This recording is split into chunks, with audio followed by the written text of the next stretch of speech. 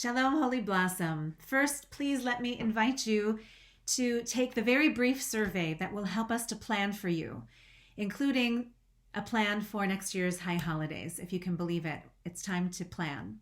So just click on the link below the screen and it'll take just a few moments and it will be great to hear from you. Thank you. We're coming up to our 1-year anniversary of lockdown. It is hard to believe how long we have lived this way, how much we have endured, how much we have lost. I will never forget last year's Purim, when we were really just trying to make sense of it all. We had a smaller crowd than usual for the Megillah reading, and now that I think back to that scene of the Purim carnival with the bouncy castles and the games, I realize how lucky we were that no one got sick. There were certainly no social distancings going on then, and the only masks people were wearing were for their costumes. We just didn't know. This was my costume. I was Queen Coronavirus. And I walked around to greet everyone with a hand sanitizer that was labeled with a verse from Psalm 24. Who shall stand in God's holy temple? Those with clean hands and pure hearts. And then I also had an informal poll. I took a poll that night about my costume. Was it funny? Because Purim is always about laughter in the face of danger, and that got a lot of likes, a lot of hits. Or not funny? Too soon, Rabbi. And that got 3 hits. So an informal poll, and now really just a relic, a remnant of where we were a year ago. Where are we now? Well, Purim is still a release valve. It always has been, and it always will be. That's the reason for the day. A release valve for the social tensions of the day, where we can take any fear or any threat or any asymmetry in power structure and safely protest it just by twirling a noisemaker. When we hear the name of the fictitious villain, we can make some noise to drown it out, or we can eat cookies in the shape of his hat, or some say the shape of his ears, or even the shape of his pockets.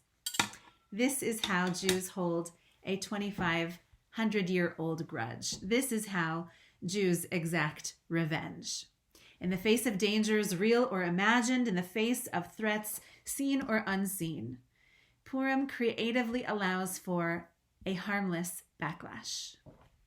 Some Eastern European Jews take the names of contemporary rulers or oppressive political figures while twirling their groggers so that the names of the real villains of the day can be blotted out together with Haman's name, and they might suffer the same downfall.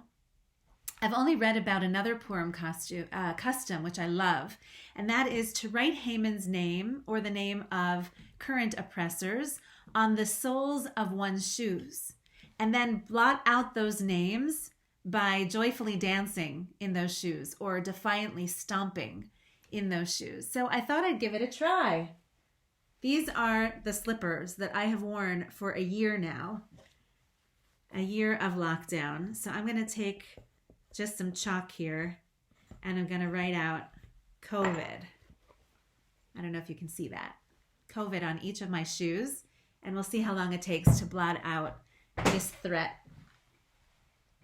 Now, it's just a clever way to fulfill the mitzvah that we read this Shabbat before Purim. Timche et zecher. Thou shalt blot out the memory of your vicious oppressor Amalek from under heaven. We don't pretend that these tricks and gimmicks will really protect us from harm or guarantee a happy ending. Putting on a costume doesn't deny the real pain we've suffered. Laughing in the face of danger for a day is not intended in any way to disrespect the real losses that we have suffered. God forbid anyone should misunderstand this festive day. Purim instead gives us a collective primal yell to name the threat, to rail against it with volume and irreverence, at least for a day. Purim allows us to collectively let off a little steam and find our strength again, so that on the next day and the next day and the day after that, we can use our voices and our stomping feet and our tzedakah and our smarts and our perseverance and our compassion to bring about the lasting change we seek for our world. So I hope to see you at our Purim celebrations this Thursday evening, all online and all a lot of fun. Megillah reading for families at 6:30 and intergenerational. Grandparents are welcome too.